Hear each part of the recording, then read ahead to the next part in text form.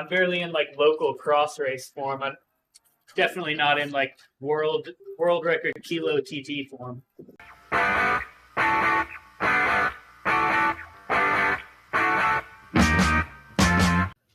What is up, y'all? This is a breakdown of the ZRL points race on the Watopia Figure 8 course from 2021. This is the America's East Division 1A.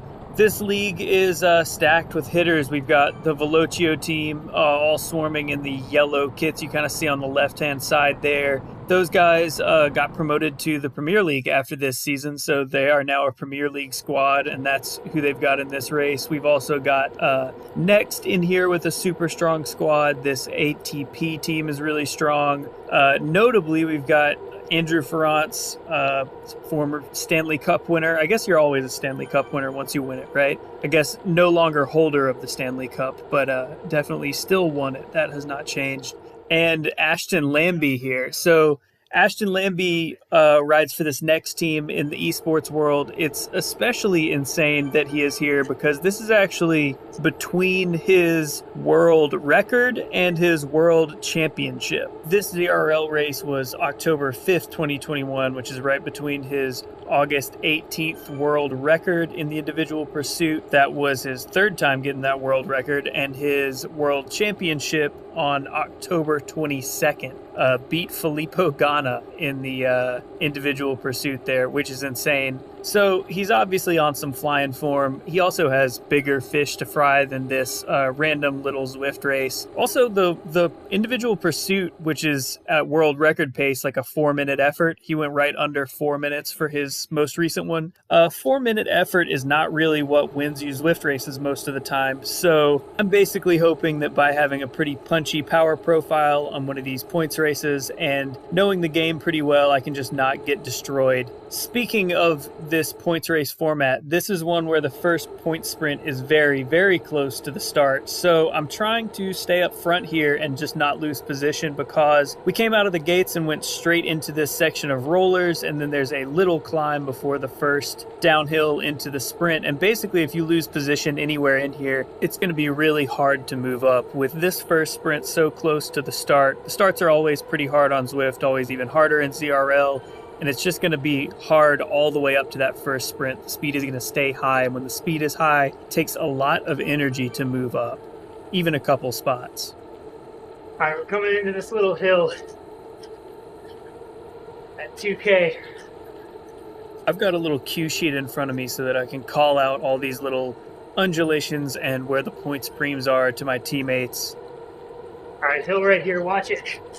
So watching this back, this is my first major mistake of the night. I don't time this power up exactly right. I'm only off by a couple of seconds, but I missed this, which is the steepest part of the climb, and I wait until we're off that steepest 7% pitch to hit my feather, which reduces your weight, makes you go up the hill faster. And crucially also, my feather is still going as we crest the hill and actually head back downhill right now. We're on negative 3%. Now, that wasn't a huge mistake. It could have been much worse, but this is a sprint where split seconds matter. We're headed back downhill. I do hit this super tuck right here, which is a very good move, but I should have come back out of it right here and already opened up my sprint on that slight downhill rather than sort of waiting until we hit that uphill pitch to really open it up. It's debatable whether I really should have gone for this or not. All right, this is a spot where watch my number on the right side here as we go through the banner. It's kind of all over the place there. Seeing 9th, seeing 12th. What I actually got on Zwift Power was 10th, but that's a prime example of one of my least favorite things about Zwift racing, which is that what everyone sees is not the same. The positioning is not done on their servers and then sent to everyone's client, meaning each person racing is seeing something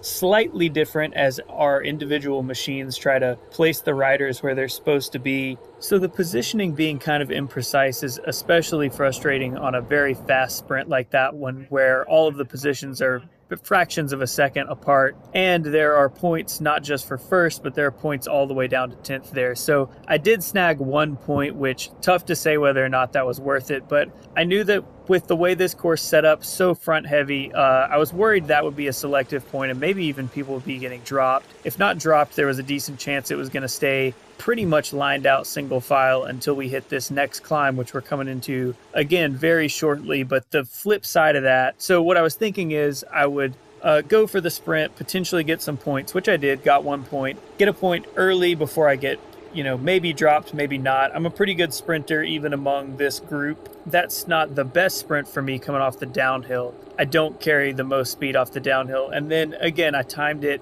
not perfectly to the T. I should have hit the gas before that left-hander a little sooner so that I could carry some of that momentum I had gained on the downhill. Even as a smaller rider, that would have been a better move. But regardless, I thought that I was going to have to sprint either way. Even if I didn't want the points, just to stay in contact, I was going to have to sprint. So my hope was kind of that maybe we would push through that sprint and I would be able to stay kind of like top 10 or top 20 all the way into this next one. But we got a big rubber band coming out of there. People have already gotten dropped. I'm back in 50th and it looks like I'm kind of the back of this group. I believe we had like probably almost 90 starters in this, something like that. It was a big group. This is a big time zone for sure. But I'm hanging back here dangerously close to the back. I am seeing looks like some of the Velocio guys, Kevin Bouchard Hall, Jason Frank, I think some of those guys are back here with me. So I'm not in a terrible place because I know that those are some of the better riders in the league and they're not going to get themselves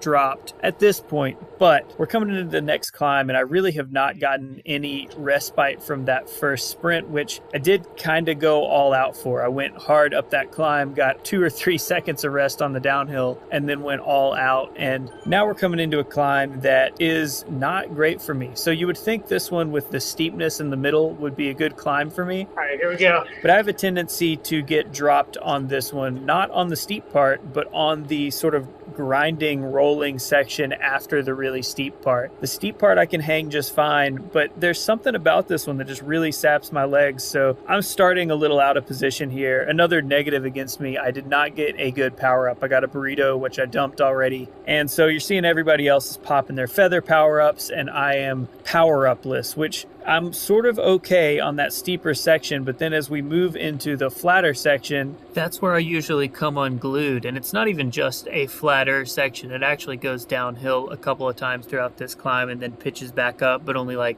3, 4, 5% kind of grinds after this point. It kind of rounds off here. There's actually another version of this climb where we do this steep part, but then it takes a left up here, I believe. And some of the newer Watopia loops take it in. Yeah, it's that gravel you can see over to the left as we crest that. Any race where it goes left there, I never have a problem staying on. And I, in fact, do very well. It's this little grind where it comes back up and you can see me losing contact here. It's like, I feel like I just can't hold my momentum very well through these rollers. This is me. I'm panicking now. I'm totally cooked and I'm having to decide, can I grab onto someone behind me? I'm looking back there. Damn it up, toast.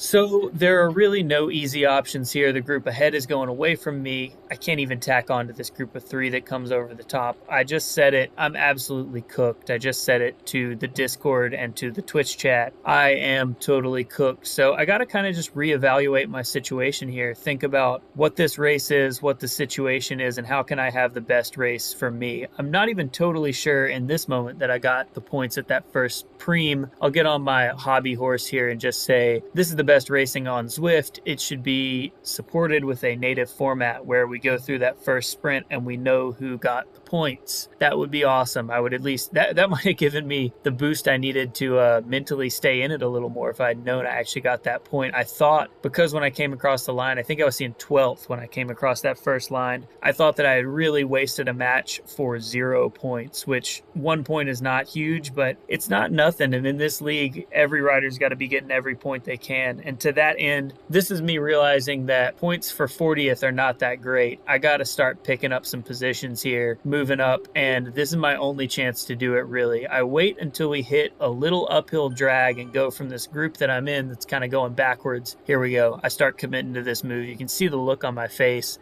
I start to grit my teeth and look down and commit to absolutely everything I can do right here. I know this is not a crazy number like 360, 350, but this is full commitment from me. I am absolutely blown, and I know that I have to get to that group up there. The group that I was in was not going forward. This is my last chance to get to this group. If you look in the mini map, there's no one else even in view, you know, behind or in front. So I don't have many options, and I got to get there before we hit this next downhill. The way that Zwift works with the blob dynamics, it's not like it's way easier sitting in, but a bigger group goes faster than a smaller group, basically. So that group I was in was going to lose time to this group, and then I definitely would have lost time if I had been in no man's land between the two groups. This group that I'm in now, that I've just drug, I think I drug one or two guys up with me, we would not have been getting any closer. And so that was the banner that certainly I got 0 points there, 42nd, but I am reevaluating. And from this point, I pretty much commit to trying to get my heart rate down, get in this group, and start picking people off. It's what it is. I'm coming to terms with the situation in real time as we start grabbing people now. This is our group now. Picking up ones and twos.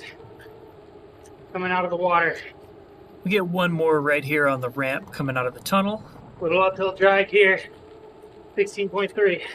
I've still got my eyes on my cue sheet, so I knew this hill was coming. Committed to an effort, and we didn't quite get to this next group, but we do pick up a couple stragglers right there. I wanted to keep it hard over that hill to make up some ground. We're grabbing one more right here, but keeping it hard there paid off because we do have this next group on the road in sight as we're coming into the base of this KOM. So there's no KOM points for us, but I know this is the spot if I want to bring these two groups together or swap from one group to the other. I do know this climb very well, so I kind of break my effort up here. Try to make it across to this group on that steepest part right at the base, and here we go. I'm on 10%. I'm hitting this next group, making contact, and there is Lambie for the first time. I've made it to the Lambie group. I'm on his wheel right now. I don't think I even spotted him in the moment, to be honest. I was so focused on getting in this group and just metering my effort correctly over this KOM. I knew this would be the selective point, and kind of whatever group you're in at the end of this KOM going down the other side was going to be the group you were going to finish with unless we continued to pick up a couple stragglers here and there. But this was really my effort to swap groups from that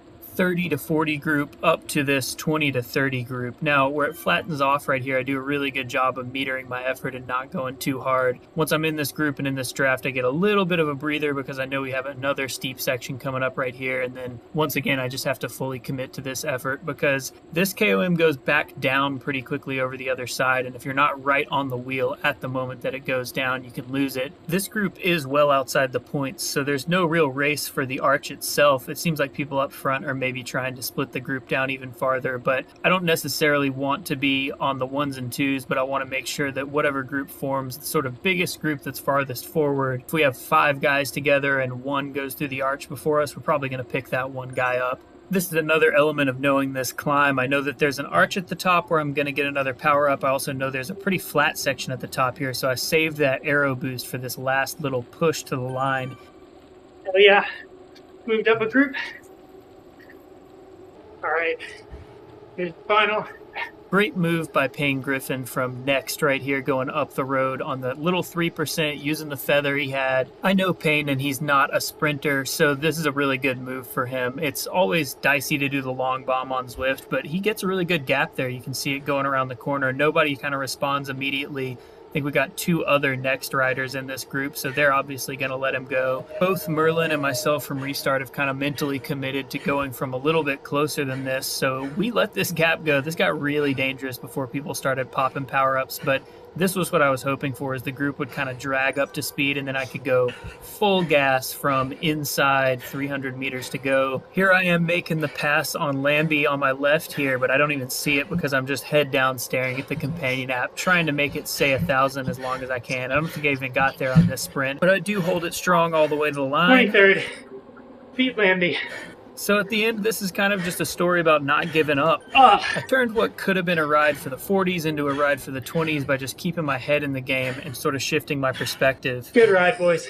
This is what I like about the ZRL and the team-based, points-based format. You got something to pedal hard for, something to work for. Even if you're not right there going to be on the podium, you can still keep pushing hard and having fun racing. I'm excited to get stuck into more of these. I'm going to be racing a few this season with Restart, hopefully this week. And if you want to watch them live, follow me over on Twitch. I'll be doing most of my racing, if not all my racing, live on the Twitch channel. And then when I feel like I got a particularly interesting race or insight, I will be editing that down and bringing it over here to the YouTube channel. So yeah, thanks for watching, and see you guys in the ZRL.